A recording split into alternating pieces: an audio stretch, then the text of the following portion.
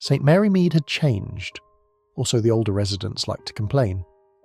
The fields that once stretched behind the church had given way to neat rows of modern houses with tidy gardens and polished brass knockers. Yet some things, Miss Jane Marple reflected as she sat by her window with a basket of knitting, never truly changed. Human nature remained exactly the same. Petty, kind, jealous, loyal, and above all, endlessly talkative. It was a bright Tuesday morning in early September when the first whisper reached her ears. The postman, Mr. Perkins, lingered longer than usual at her gate, his face flushed with the importance of news. "Terrible business up at Laburnum Close, Miss Marple," he said, lowering his voice though there was no one else in the lane. "Mrs. Elena Harrington has vanished, clean gone. Left her little boy at home with a nanny and never came back from her evening walk last Thursday. Stormy night it was, too." Miss Marple's needles paused for the briefest moment. Elena Harrington, the pretty young woman with the golden hair, the one who always wore such charming dresses. That's the one, only 32, and married to that successful solicitor, Mr. Richard Harrington. They seemed the perfect couple, always smiling in church, always hosting those little coffee mornings. But you know how it is, miss, everyone gossips. And gossip they did. By afternoon, Miss Marple had received 3 visitors. First came Mrs. Dolly Bantry, breathless and pink-cheeked, claiming she'd come to borrow a recipe but really to share what she had heard. Then Miss Hartnell, full of righteous indignation, and finally the quiet, observant Raymond West's old friend, the artist Florence Carmichael, who lived 2 doors down from the Harringtons. They all said the same things in different words. "Such a devoted mother," Mrs. Bantry sighed. "Little Tommy is only 5. How could she just leave him?" "Too devoted, if you ask me," Miss Hartnell sniffed. "Always baking cakes for the PTA, always smiling. No one is that perfect. There must have been something behind it."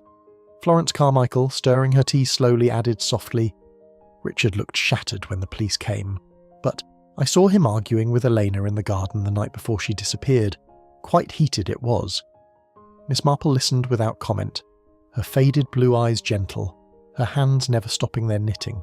She had known Laburnum Close for years. It was one of those new developments that still tried hard to feel like part of the village.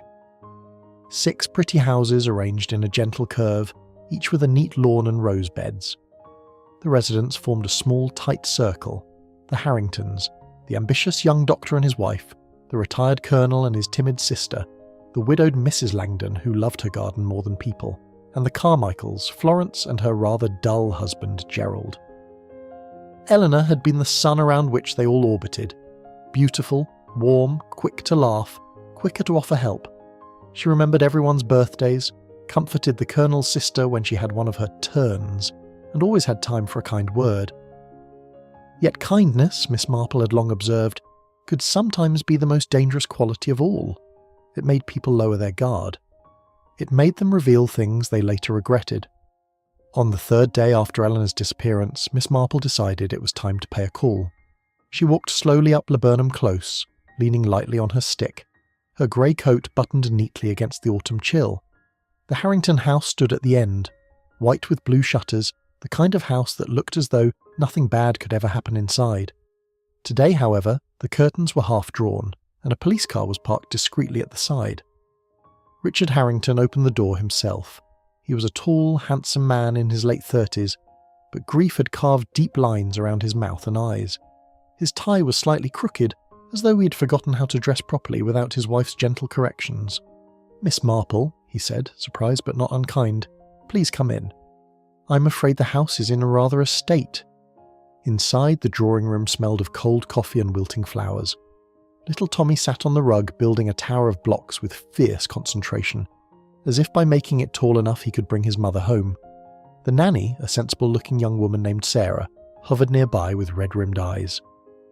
Miss Marple accepted a cup of tea and expressed her sympathy, with the quiet sincerity that had comforted so many over the years.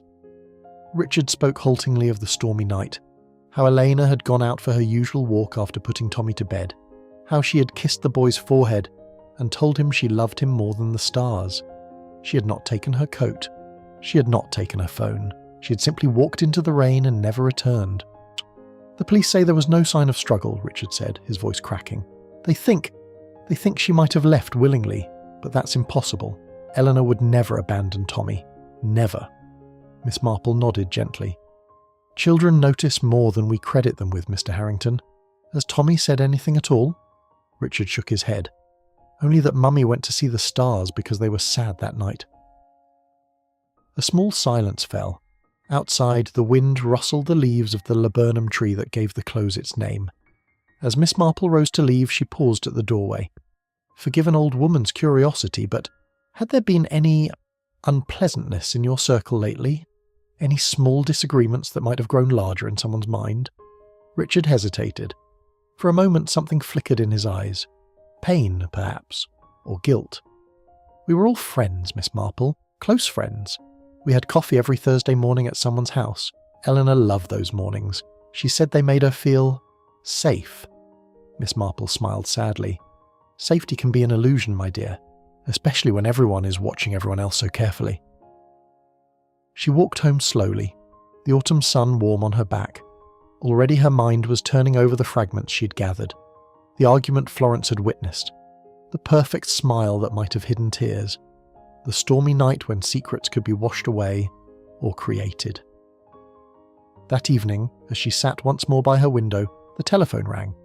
It was Dolly Bantry, voice trembling with excitement and something darker. Jane, you'll never believe it. They found something in the woods behind Laburnum Close. A woman's scarf, Eleanor's scarf. And there's blood on it. Miss Marple's needles clicked once, twice. Oh dear, she said softly. Then I'm afraid the gossip has only just begun. And somewhere in the neat houses of Laburnum Close, one person sat alone, hands steady, heart pounding, knowing exactly what had happened on that stormy night, while pretending, like all the others, to be merely shocked and terribly, terribly worried. The discovery of Elena Harrington's blood-stained scarf in the copse behind Laburnum Close turned quiet concern into outright frenzy. By Wednesday morning, the entire neighbourhood seemed to hold its breath and speak at the same time. Miss Marple, who had never been one to chase sensation, found herself gently drawn into the centre of it all. The Thursday coffee morning, usually a light-hearted affair of scones and mild scandal, took place at Florence Carmichael's house, despite the shadow hanging over them. No one suggested cancelling. Cancelling would have felt like admitting something was truly broken. 5 women sat around Florence's elegant rosewood table. Dolly Bantry, who had invited herself, Miss Hartnell, Colonel Bantry's sister Maud, the doctor's wife Lydia Price, and the widowed gardener Mrs. Langdon. The men, it seemed, had been politely excluded. Richard Harrington had gone to the police station again, and Gerald Carmichael had claimed urgent work in town. The conversation began politely enough, circling the weather and the price of butter, but it could not stay away from Elena for long. I simply cannot believe she's gone, Lydia Price said, her pretty face pale beneath carefully applied rouge. Her husband, Dr. Martin Price, had been Elena's doctor for the past 2 years. She was in my kitchen only last week, laughing about Tommy's latest mischief. She seemed so alive. Too alive for some people, Miss Hartnell muttered into her teacup. She was a large, forthright woman who believed plain speaking was next to godliness. Always fluttering about in those silk blouses, smiling at everyone's husbands. I saw her once talking to Colonel Bantry in the lane. Far too long for a casual chat, if you ask me. Tommy Harrington arrived at Miss Marple's cottage the next morning clutching a small, battered teddy bear in Sarah's hand. The boy's eyes were huge and solemn, as though he had already learned that the world could swallow people whole without warning. Miss Marple welcomed them with warm milk and freshly baked shortbread, the kind that crumbled sweetly on the tongue and reminded small children that some things remained safe. They sat in the sunlit parlour where geraniums bloomed on the windowsill. Tommy perched on the edge of the chintz sofa, swinging his legs that didn't quite reach the floor. "Tell me about the stars, my dear," Miss Marple said gently, offering him another biscuit. Tommy looked up, his lower lip trembling. Mummy said the stars were sad. She was going to make them happy again, but she didn't come back. The stars saw who took her. They know. Sarah shifted uncomfortably. He's been saying variations of that since the night she disappeared, Miss Marple. At first, I thought it was just a child's way of coping, but he repeats it every night before bed, or like a prayer. Miss Marple nodded, her faded blue eyes resting kindly on the boy. Children have a way of noticing what we adults train ourselves to ignore. Tommy, did Mummy seem different that last day? Was she happy, or perhaps a little worried? The boy thought hard, his small brow furrowing. She hugged me extra tight. She said even if the rain came, the stars would still shine for me. Then she kissed my forehead and told me to be a good boy for Sarah. His voice cracked on the last word and he buried his face in the teddy bear. A wave of genuine tenderness washed over Miss Marple. She had seen too many children orphaned by violence in her long life. The quiet ache never lessened. "You are being a very good boy," she assured him softly. "And I promise we shall try to find out what the stars saw." After Sarah took Tommy home for his nap, Miss Marple put on her coat and walked once more to Laburnum Close. The police had finished their initial search of the woods, but yellow tape still fluttered between the trees like ugly ribbons. She met Inspector Slack near the edge of the copse. He was a brisk, sceptical man who had long ago given up trying to keep Miss Marple out of his investigations. "Blood on the scarf matches Mrs. Harrington's type," he told her grudgingly. "No body yet, but we're treating it as suspicious. The husband is being cooperative, but tight-lipped about their marriage. Says they were happy." "Happy marriages do not usually end with a woman walking into a storm without her coat or phone," Miss Marple murmured. Slack grunted. "We're looking into her finances. No large withdrawals, no secret lovers that we can find yet. But in these quiet neighbourhoods, secrets have a way of hiding in plain sight." Miss Marple left him and continued her gentle rounds. She called first on Mrs. Langdon, who was kneeling in her immaculate garden, planting winter pansies with fierce concentration. "Beautiful work," Miss Marple said, stopping at the low fence. "Your roses were always the envy of the close. Elena brought you some cuttings recently, I believe." Mrs. Langdon straightened, wiping earth from her hands. Her face was lined and weather-beaten, but her eyes were sharp. "She did. Said my garden reminded her of peace. Funny thing for a woman who seemed to have everything." She paused, then added quietly, "I heard them arguing that night, you know. Not Richard and Elena, the night before she vanished. Elena and Dr. Price. They were behind my hedge. He was begging her for something. She kept saying, 'It has to stop, Martin, for both our sakes.'" Miss Marple's knitting needles might have paused had she been holding them. "Did you tell the police?" Mrs. Langdon gave a short laugh. "And have them trample through my borders?" "No, but I'm telling you, Miss Marple, because you notice things. Like how Lydia Price has been wearing long sleeves lately, even in this mild weather, covering bruises, perhaps, or guilt." The revelation hung in the crisp air like smoke. Miss Marple thanked her and moved on to the Price household. Lydia answered the door looking drawn, her usual vivacity dimmed. "Miss Marple, how kind of you to call," she said, but her smile didn't reach her eyes. "Martin is at the surgery, but please come in." Over tea, Lydia spoke of Elena with forced warmth.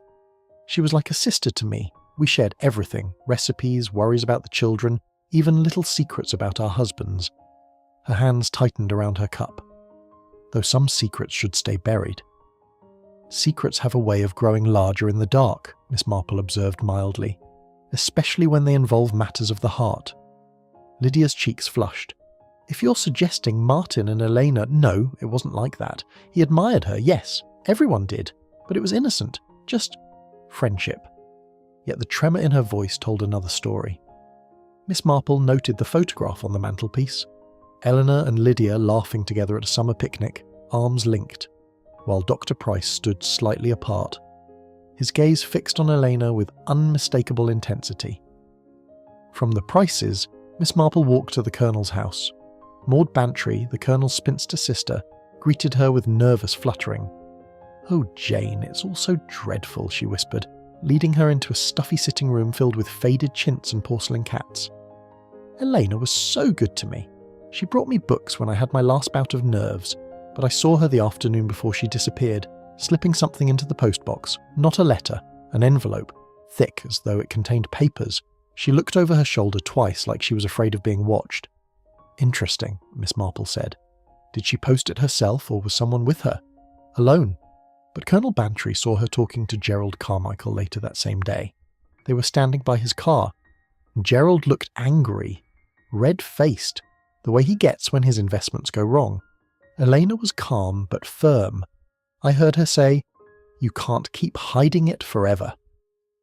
By the time Miss Marple returned home, the autumn light was fading and her mind was crowded with possibilities.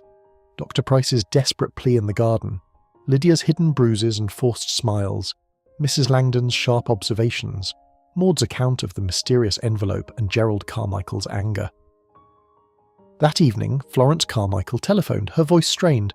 "Miss Marple, could you come over? Gerald has been drinking heavily since Elena disappeared. He won't speak to me, but he keeps muttering about that woman ruining everything. I'm frightened. What if one of us really did something terrible?" Miss Marple promised to call the next day. As she hung up, she felt the familiar weight of responsibility settle on her shoulders. The gossip was no longer harmless. It was a smokescreen, and behind it moved someone who had witnessed Eleanor's final moments. Someone who now sat among the coffee cups and sympathetic words, carrying the terrible knowledge alone. One of them knew. And Miss Marple, with her quiet patience and lifetime of watching human frailty, was beginning to see the shape of the truth through the tangled web of jealousy, fear, and long-buried secrets. The following morning brought a soft grey mist that clung to the roofs of Laburnum Close like a secret waiting to be told. Miss Marple arrived at the Carmichael house just after 10, carrying a small pot of her best damson jam as an excuse for the visit. Florence opened the door with shadowed eyes and a forced smile that spoke of sleepless nights. "Gerald is in the study," Florence whispered, taking the jam with trembling hands. "He barely slept. Keeps saying Elena brought it all on herself. I don't know what to do with him anymore." Miss Marple found Gerald Carmichael slumped in a leather armchair, a half-empty glass of whisky beside him, though it was not yet noon. He was a heavy-set man in his mid-40s, once successful in property, now struggling with bad investments and a growing sense that life had passed him by. His face was flushed, his collar undone. "Miss Marple," he grunted, not rising.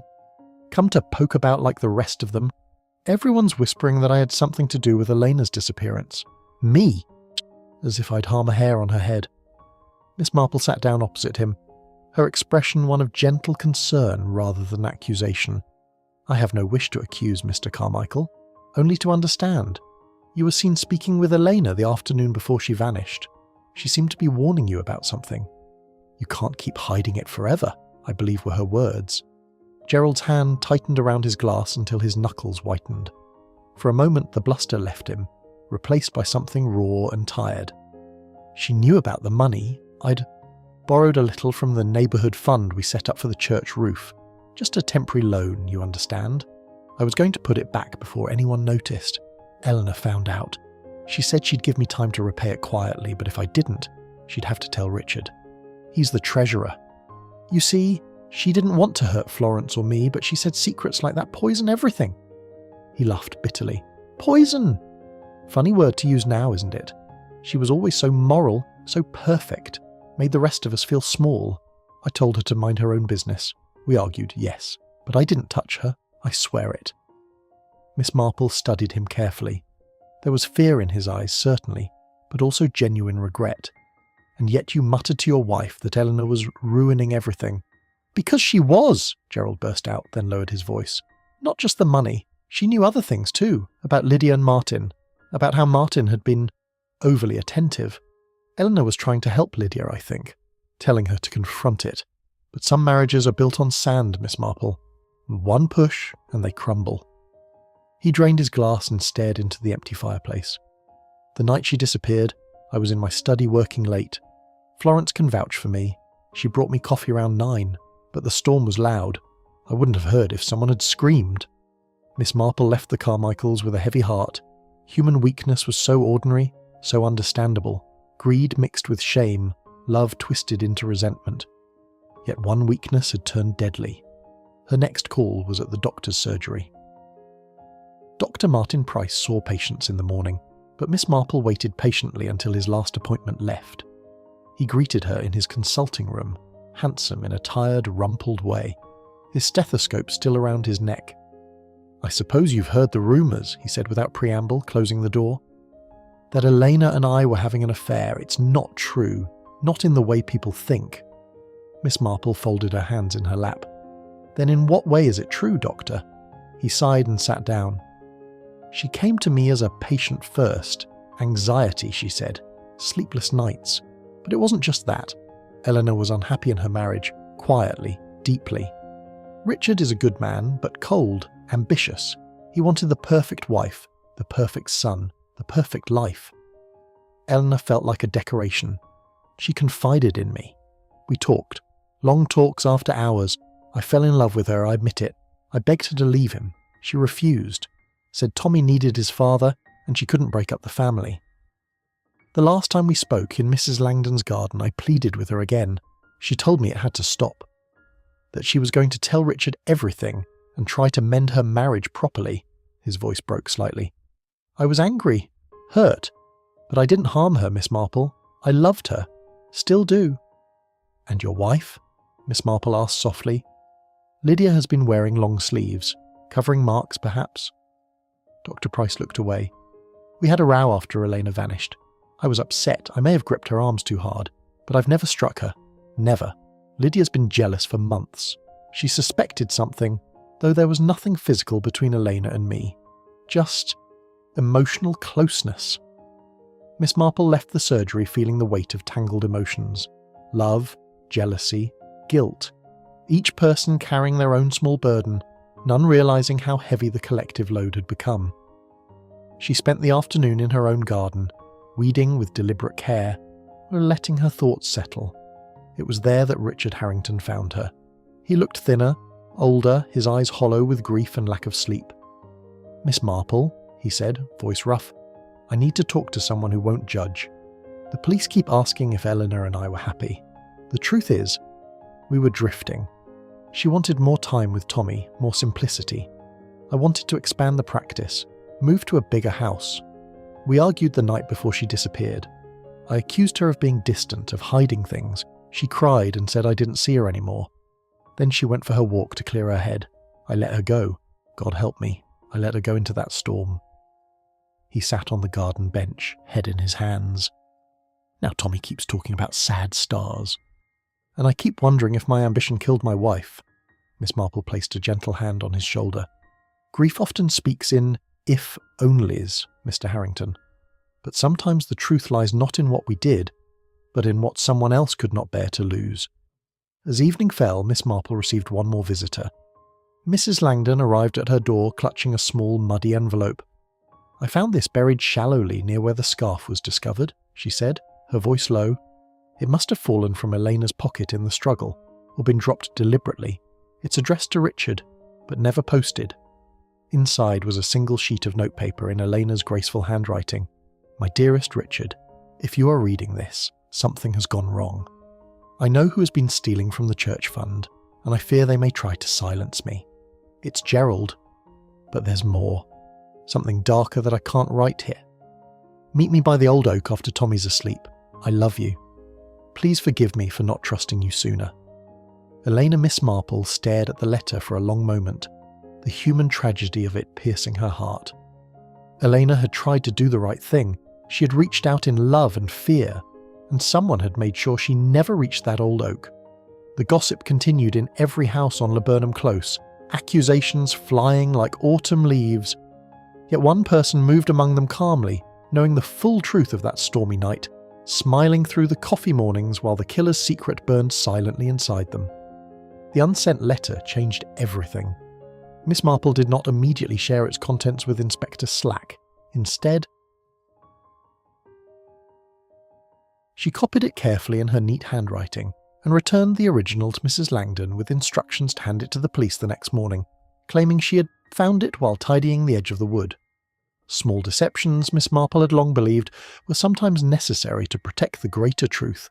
That evening the residents of Laburnum Close gathered once again, this time at the Harrington house. Richard had invited them for a quiet drink in Elena's memory, but the atmosphere was anything but quiet.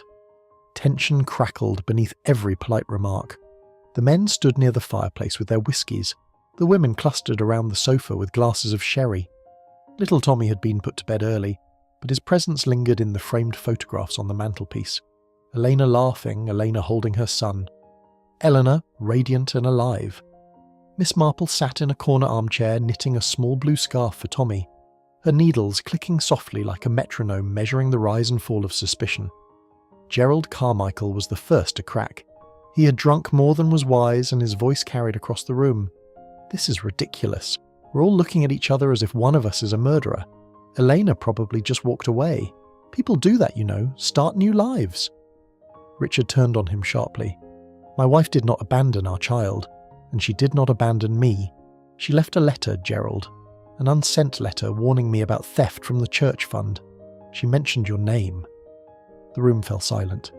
Gerald's face went from red to white. "That's a lie. I told Miss Marple it was just a temporary loan." "Elena understood."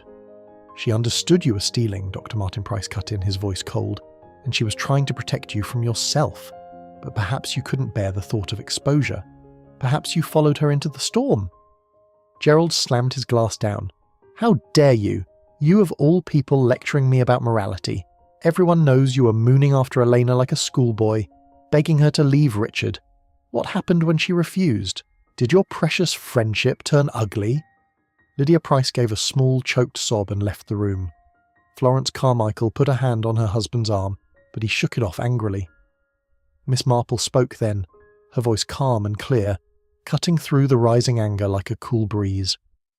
"Accusations will not bring Elena back, nor will they comfort little Tommy. We must think clearly. Eleanor went out that night intending to meet someone. She mentioned the old oak in her letter, someone she trusted enough to walk into the rain without even a coat. That suggests it was not a stranger." Colonel Bantry, who had been silent until now, cleared his throat. "I saw Elena posting something earlier that day. She looked frightened. Perhaps she was mailing evidence." Maud Bantry nodded vigorously. "And I heard her tell Gerald he couldn't keep hiding forever. It all points to money troubles." Mrs. Langdon, standing near the window, spoke without turning around. "Money is not the only thing people kill for. Elena knew too many secrets. She knew about the arguments in this very house. She knew about the bruises Lydia tries to hide. She knew about the nights Martin stayed late at the surgery when Lydia thought he was with patients." Lydia returned at that moment, her eyes red but her chin lifted defiantly. "Yes, Martin and I have had difficulties, but I did not kill Elena. I was jealous, I admit it. But jealousy is not murder. Elena was trying to help me see clearly. She told me Martin's feelings for her were one-sided, that I should fight for my marriage. Why would I harm the one person who was on my side?" The gathering dissolved into overlapping voices, defences, accusations, half-remembered slights. Miss Marple listened to every word, noting the small tells, the way Richard avoided looking at Lydia, the nervous twitch in Gerald's left eyelid, the protective way Florence kept touching her husband's sleeve as if afraid he might say too much. Later, when most had left and only Miss Marple and Richard remained, he poured her a small glass of sherry and sat heavily opposite her. "I keep replaying that last argument," he said quietly. "I accused her of being distant, of caring more for everyone else than for me and Tommy. She looked so hurt. She said, 'Richard, sometimes the people who smile the brightest are the ones carrying the heaviest burdens.' I thought she meant herself. Now, I wonder if she meant someone else." Miss Marple set her knitting aside. "Your wife was a perceptive woman, Mr. Harrington. She saw the cracks in this little community. Cracks that had begun to widen. The church fund theft was only the visible part. Beneath it lay deeper resentments, love that was not returned, ambitions that crushed kindness, friendships that had soured into envy." Richard rubbed his face wearily. "And one of them killed her for it. But which one? They all seem so ordinary. Gerald with his money worries, Martin with his infatuation, Lydia with her jealousy, even Mrs. Langdon with her sharp tongue and her precious garden. How does one of them become a killer?" "Very quietly," Miss Marple replied. "Murder often begins with a small decision, to silence an inconvenient truth, to protect a reputation, to keep a secret safe. Then the storm provides the perfect cover. No one hears a cry. The rain washes away footprints, and the next morning everyone gathers for coffee and speaks of how terrible it all is." She paused, her eyes distant. "I once knew a village where a woman was poisoned because she knew which child had broken a valuable vase. Well, the killer was the child's mother, a gentle soul who baked the best cakes. She could not bear the shame. Human nature is capable of great love and great fear in the same heart." Richard looked at her with new respect. "You speak as though you have seen this before." "I've seen too much, my dear. but I have also seen justice, however slow and quiet it may be." As Miss Marple walked home under a sky beginning to clear, she felt the pieces shifting in her mind. The letter, the arguments, the jealous glances, Tommy's talk of sad stars. Eleanor had gone out to meet someone she believed she could reason with, someone she thought still had goodness left. That person had chosen differently. In the houses of Laburnum Close, lights were going out one by one. Behind one of those windows, the one who knew sat alone, heart steady now, rehearsing the lies they would tell tomorrow. The gossip continued, but the truth was locked inside a single soul. Miss Marple paused at her gate and looked back at the darkened close. "Soon," she murmured to the night, "the stars will tell their story." The weekend brought no peace to Laburnum Close. Sunday morning service at the village church felt heavier than usual. The vicar spoke of forgiveness and the fragility of life, but his words seemed to slide off the congregation like rain off slate roofs. Eyes kept drifting toward the empty pew where Elena had always sat with Richard and little Tommy. The boy clung to his father's hand, his small face pale and serious, as though he understood far more than any 5-year-old should. After the service, the group lingered in the churchyard among the old gravestones and late-blooming chrysanthemums. Miss Marple moved quietly among them, her black Sunday coat buttoned neatly, offering gentle words of comfort while her sharp mind noted every glance and hesitation. Florence Carmichael looked exhausted, dark circles under her eyes. She pulled Miss Marple aside near the lich gate. "Gerald barely spoke to me all night," she whispered. "He keeps saying the letter proves nothing, but I can see he's terrified. What if the police arrest him? We have 2 children at boarding school. How will I explain this to them?" Miss Marple patted her arm. "Fear makes people say foolish things, my dear, but truth has a habit of rising like cream in milk. Tell me, did Elena ever confide in you about anything beyond the church fund?" Florence hesitated, eyed twisting her gloves. "Once, after too much sherry at our last summer party, she told me she felt watched. Not by Richard, by someone else in the close." She laughed it off, said it was probably her imagination, but her eyes were serious. She said, "Florence, sometimes kindness is mistaken for something else, and that can be dangerous. I thought she meant Martin's attentions. Now I wonder if it was someone entirely different." Nearby, Lydia Price stood alone, staring at Elena's favourite rosebush that bordered the church path. When Miss Marple approached, Lydia spoke without turning. "I loved her, you know. Truly. Even when I hated her for being so perfect.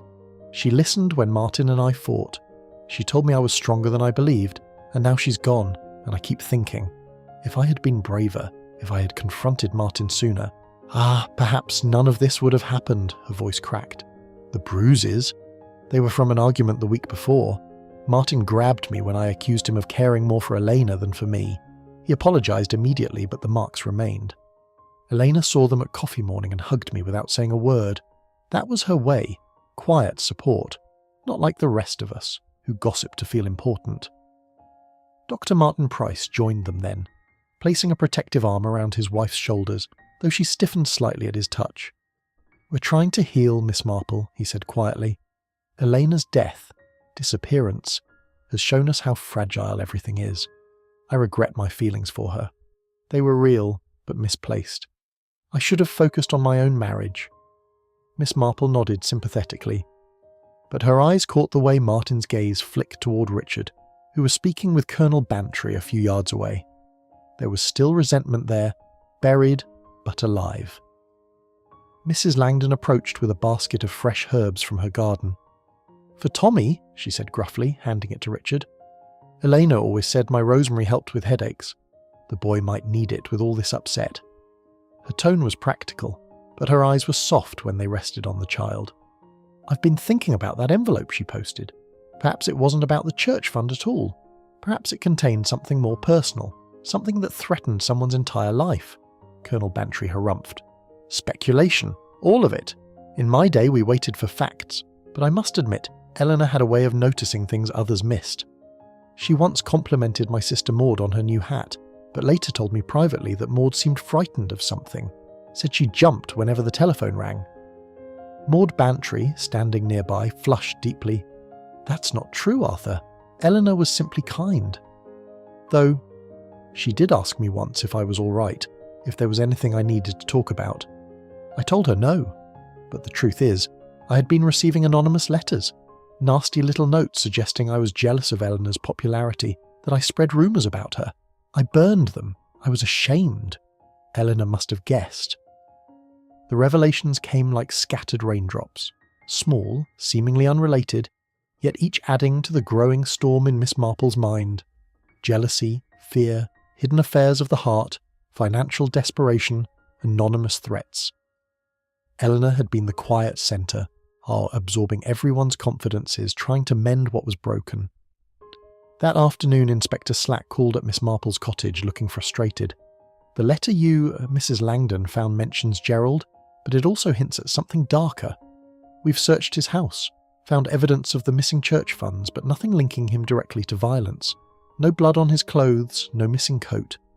The storm washed away any footprints. We're checking alibis again.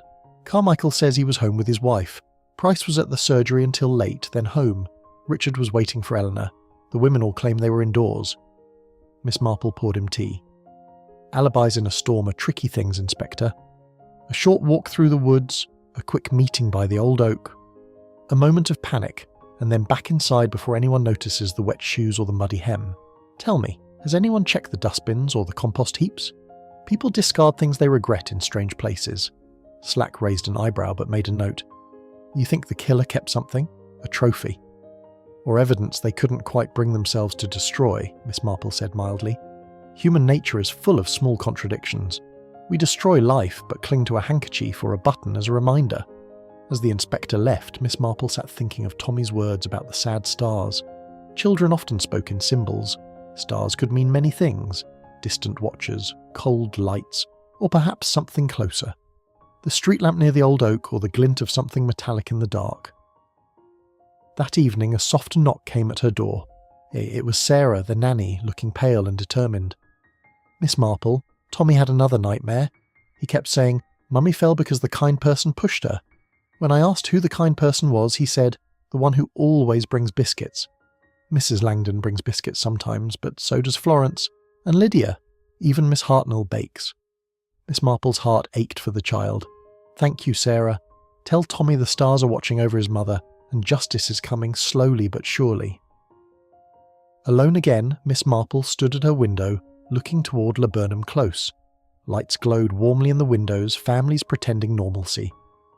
But behind one of those curtains, the person who had witnessed and caused Elena's final moments sat with the knowledge burning like a hidden coal. They had gossiped with the others, feigned shock, was offered sympathy. Yet they alone knew the truth of that stormy night. How Eleanor had arrived at the old oak full of hope and gentle resolve, only to meet betrayal. Miss Marple resumed her knitting, the blue scarf growing steadily. The pattern was simple, but the threads were many. Soon she would see how they all connected. One of them knew, and the gentle old lady with the faded blue eyes was drawing closer to the heart of the secret with every quiet conversation and every carefully observed tear. Monday morning dawned crisp and golden, the kind of autumn day that made Laburnum Close look deceptively peaceful. Leaves drifted lazily across the lawns, and the scent of wood smoke drifted from chimneys. Yet beneath the calm, suspicion had taken root like bindweed, choking normal conversation. Then Miss Marple decided it was time to visit the one person who had remained mostly silent during the coffee mornings and churchyard gatherings, Miss Hartnell. The forthright spinster lived in the smallest house on the close, a neat brick cottage with military precision window boxes. She answered the door with her usual briskness, but her eyes were wary. Miss Marple, I suppose you've come to grill me like the others. Well, come in. I've no secrets. The sitting room was spotless, furnished with heavy oak and photographs of Hartnell's late brother in uniform. Tea was produced instantly, strong with plain biscuits. I won't pretend I liked Elena Harrington, Miss Hartnell said bluntly, pouring with a steady hand. She was too pretty, too charming, too everything, made the rest of us feel dull. But I respected her. She never gossiped cruelly. Unlike some, Miss Marple took a sip. You saw her often, I believe, walking in the evenings.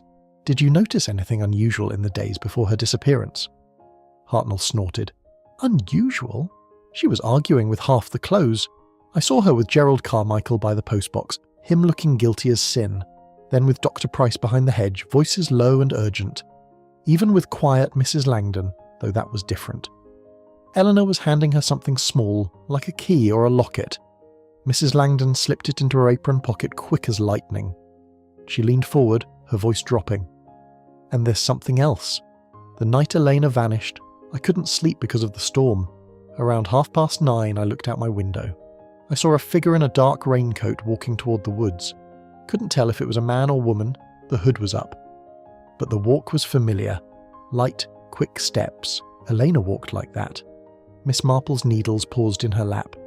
Did you see anyone follow her? No. But later, maybe 20 minutes after, I heard what sounded like a cry carried on the wind. Thought it was just the storm at the time. Now, Hartnell shrugged heavily. I keep wondering if I should have gone out. But it was pouring, and I'm no fool to chase shadows. The admission carried a rare note of regret. Miss Marple sensed the woman's tough exterior hid a deep loneliness. We all make choices in the moment, my dear. Hindsight is a cruel companion. From Hartnell's cottage, Miss Marple walked slowly to the Harrington house. Richard was in the garden with Tommy, trying to interest the boy in kicking a ball. The child's movements were mechanical, his laughter forced. When he saw Miss Marple, he ran to her and hugged her legs.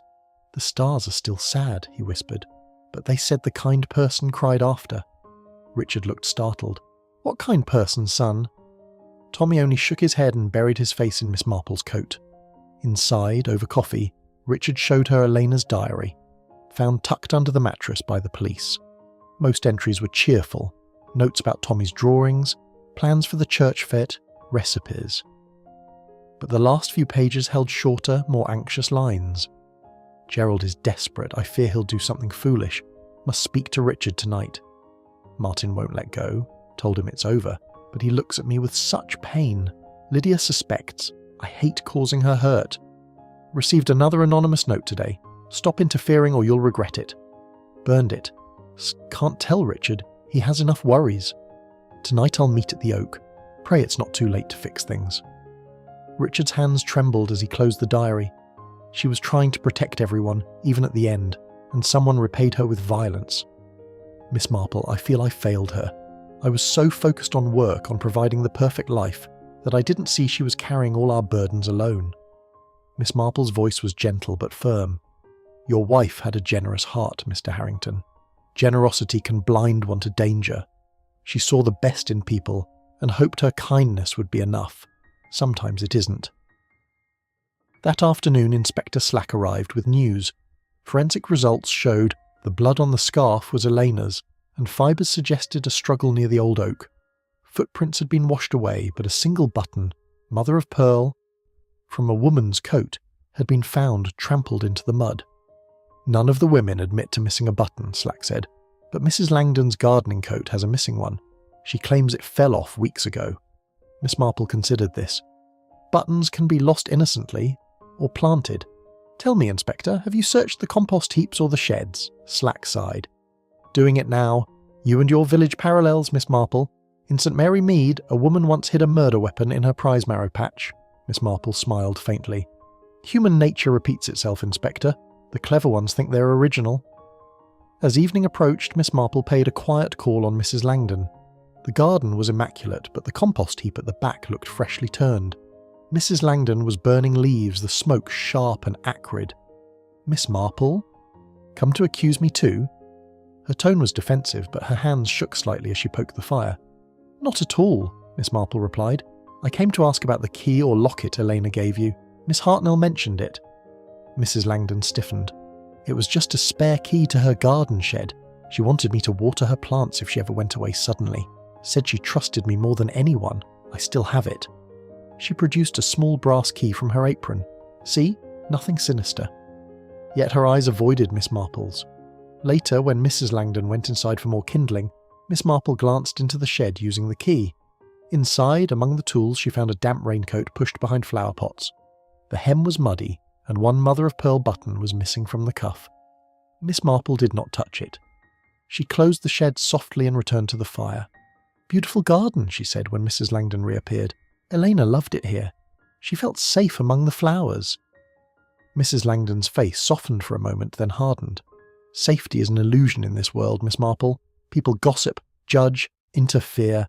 Eleanor interfered too much. She thought she could fix everyone. Some things can't be fixed. The words hung heavy with unintended meaning. That night, as Miss Marple sat by her fire, the telephone rang. It was Florence Carmichael, voice trembling. "Miss Marple, Gerald has disappeared. He left a note saying he couldn't bear the suspicion anymore. I'm terrified he's done something desperate." Miss Marple closed her eyes. Another thread in the tapestry. Gerald's flight might be guilt or fear of being framed. The one who truly knew remained silent, moving among the worried neighbours with calm smiles and offers of help. They had pushed Elena in the storm, watched her fall, and walked back through the rain with steady steps. But the stars, and Miss Marple, were beginning to see clearly. Gerald Carmichael's disappearance sent fresh shockwaves through Laburnum Close. By Tuesday afternoon, police cars were once more parked along the neat curb, and curtains twitched in every house. Inspector Slack looked harried as he questioned neighbours door to door. Miss Marple, meanwhile, continued her quiet rounds with the calm persistence of someone who knew that truth often revealed itself in small, overlooked moments. Florence was distraught. She sat in her rosewood drawing room, clutching Gerald's note in trembling hands. It read simply, "I can't stand this any longer. Don't look for me. I'm sorry for everything." No signature, just a hasty scrawl. "He's run because he's guilty," Lydia Price declared when the women gathered again, this time at her house for an impromptu tea. The letter Elena wrote mentioned him. The money. It all fits. "But why run now?" Florence asked, her voice breaking. "If he killed Elena, why not disappear immediately? Why wait until the suspicion became unbearable?" Miss Hartnell stirred her tea vigorously. "Guilt catches up with people at odd times. Perhaps seeing little Tommy every day reminded him of what he'd done. Or perhaps he realised Miss Marple was getting too close."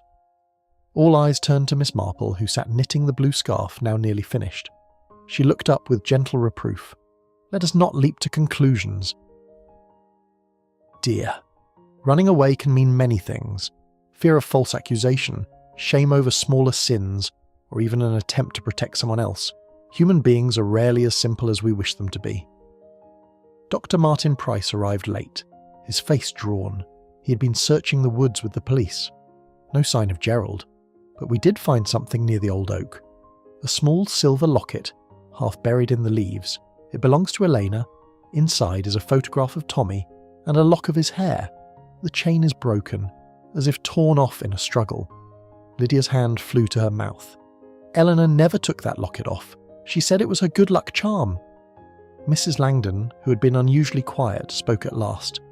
"I gave her that locket back last month. No, I mean, she showed it to me. She said it reminded her why she had to stay strong." Her correction was swift, easy, but Miss Marple noted the slip.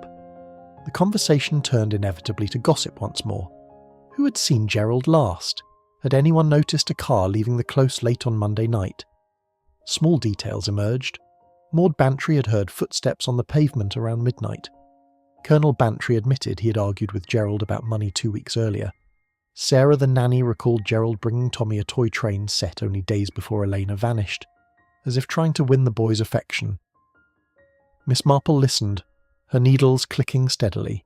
She was thinking of the damp raincoat in Mrs. Langdon's shed, the missing button now matched by the one found at the scene, and the way Mrs. Langdon's garden compost had been freshly turned.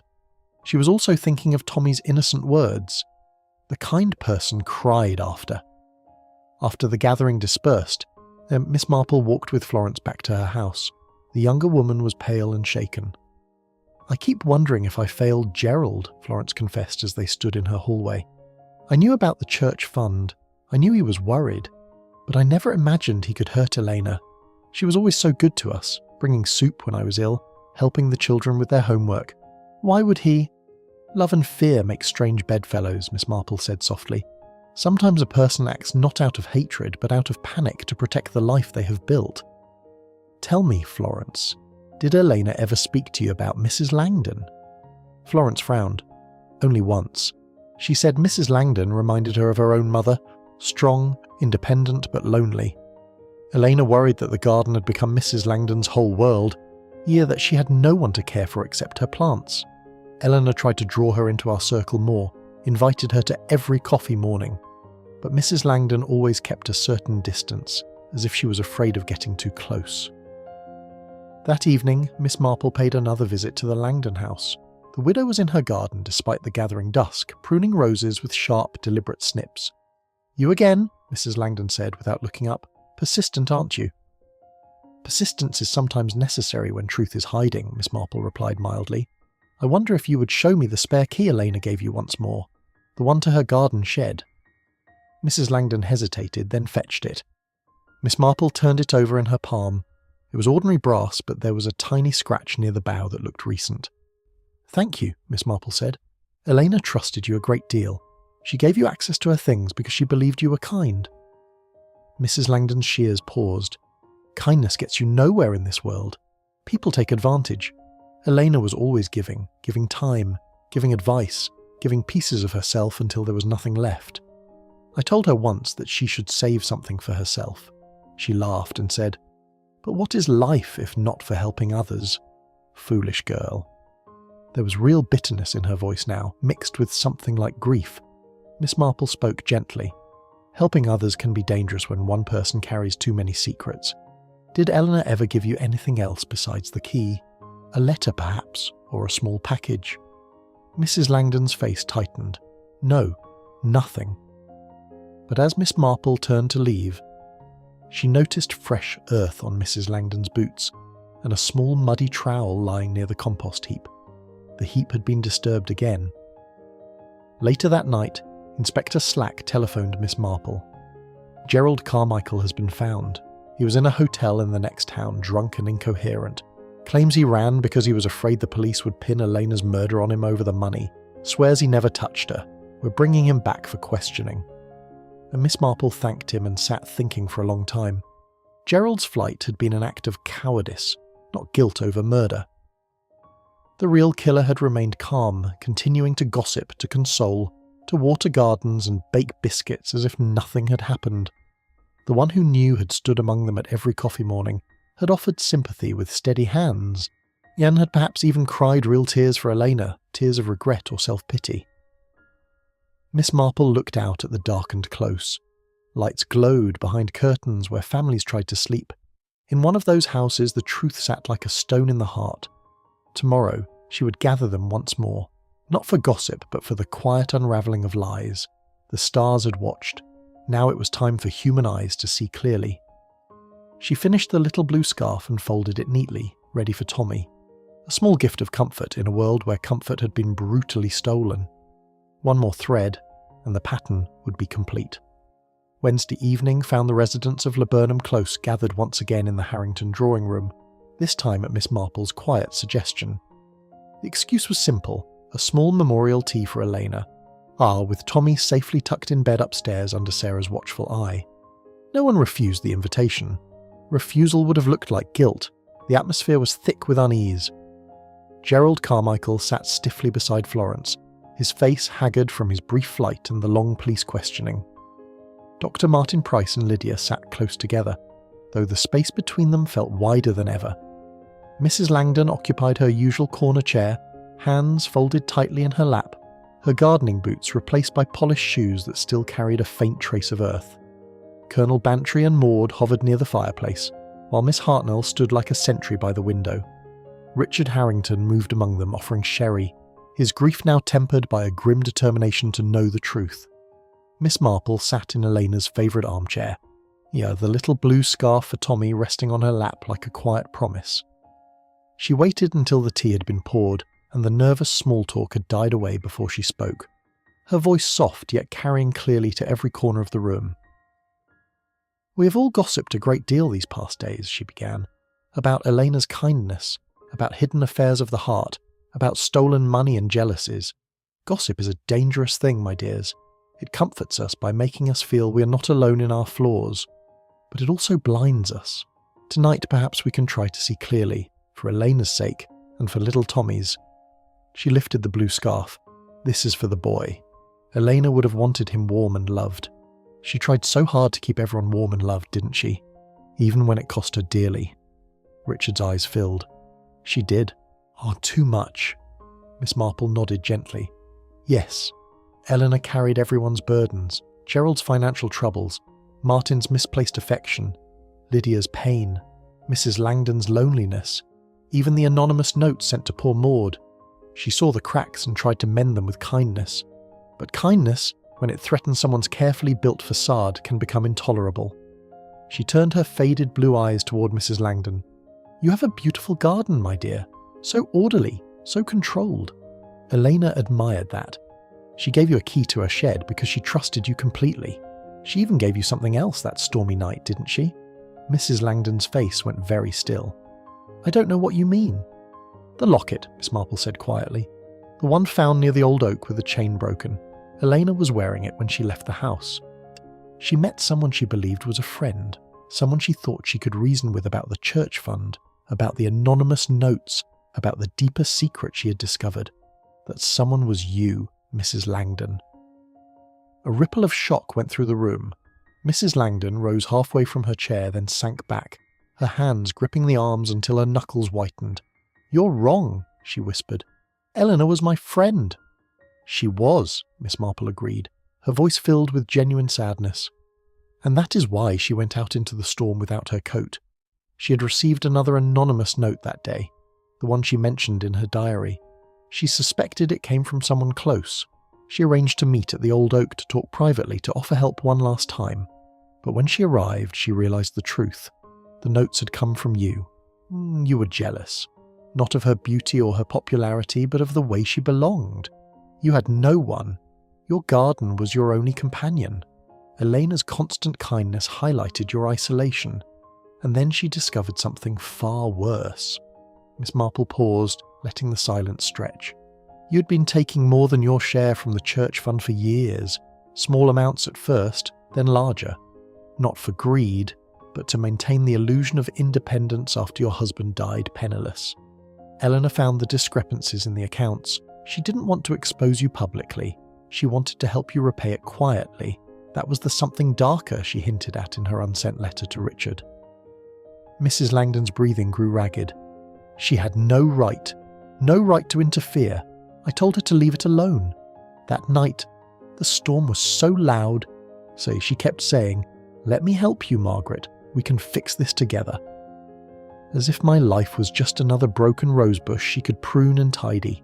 I pushed her, just to make her stop talking. She slipped on the wet leaves, hit her head on a root. There was blood. So much blood. I panicked. I dragged her deeper into the woods and covered her with branches and leaves. Then I walked home through the rain. No one saw me. The storm hid everything. Tears began to slide down her weathered cheeks, but her voice remained steady, almost defiant. I didn't mean to kill her. I only wanted her to stop being so kind, to stop making me feel small and useless. The next morning I burned the raincoat in the compost, but one button must have come off. I turned the heap again and again, but I couldn't find it. A heavy silence fell. Florence was crying softly. Lydia had buried her face in Martin's shoulder. Gerald looked stunned, as though he had been granted unexpected mercy. Richard stood slowly, his face ashen. You took my wife from me, from Tommy, because she was kind. Mrs. Langdon looked at him with exhausted eyes. Kindness can be a cruelty when you have none left to give. I sat at every coffee morning afterwards, listening to you all gossip, offering my own little comments, pretending to be shocked. I knew. I was the one who knew from the very first moment, and the knowledge has eaten me alive every single day. Miss Marple spoke again, her voice gentle but firm. The stars did see, Mrs. Langdon, through Tommy's innocent eyes. He remembered the kind person who always brought biscuits, the one who cried after pushing his mother. Children notice what we try to hide. Inspector Slack, who had been waiting discreetly in the hallway at Miss Marple's request, stepped forward. Mrs. Langdon did not resist as he placed a hand on her arm. She rose with quiet dignity, looking around the room one last time. "I'm sorry," she said simply. "Tell Tommy. Tell him his mother was the best of us." As she was led away, the room remained frozen in a tableau of grief and relief. Miss Marple folded the blue scarf and handed it to Richard. "Give this to Tommy in the morning," she said softly, "and tell him the stars are no longer sad. They have told their story. The days that followed Mrs. Langdon's confession settled over Laburnum Close like a soft autumn mist, quiet, reflective, and tinged with melancholy. The police had taken her away with gentle efficiency, and the yellow tape in the woods was finally removed. Life tried to resume its ordinary rhythm, yet nothing felt quite the same. The neat houses still stood in their gentle curve, but the invisible threads that had bound the little community together had been irrevocably altered. Miss Marple remained in the village a few days longer at Richard's request. She spent quiet mornings with Tommy, reading him stories and letting him help with her knitting. The boy's grief was deep but childlike. He spoke less of sad stars now, and more of the blue scarf Miss Marple had made him, which he wore everywhere like a protective cloak. "Mummy liked blue," he told her one afternoon as they sat in the garden. "She said it was the colour of kindness." Miss Marple's heart ached with the simple truth of it. Your mother was full of kindness, my dear. And kindness, though it can sometimes hurt, is never wasted. It lives on in the people she touched. Richard joined them later, looking older but steadier. The sharp lines of ambition had softened around his eyes. "I've been thinking a great deal, Miss Marple," he said, as Tommy ran off to chase falling leaves. "I was so busy building the perfect life that I forgot to live it with Elena. She tried to tell me, in her gentle way. I wish I had listened sooner." "We all wish for more time when it is too late," Miss Marple replied kindly. "But you have Tommy, and you have the memory of a woman who loved deeply and tried to heal the fractures around her. That is no small legacy." In the Carmichael house, Gerald had begun the slow process of repayment, both financial and emotional. He spent long hours with Florence, talking honestly for the first time in years. The shame of the stolen money had nearly destroyed him, but Elena's death had shocked him into seeing how close he had come to losing everything that mattered. Florence, though still shaken, found unexpected strength in supporting him. "We'll get through this together," she told Miss Marple during a farewell cup of tea. "Eleanor would have wanted that." Dr. Martin Price and Lydia had started attending counselling in the nearby town. The jealousy that had poisoned their marriage was now laid bare, and with it came a fragile hope for rebuilding. Lydia no longer wore long sleeves to hide old bruises. Instead, she spoke openly of her pain and her determination to fight for her family.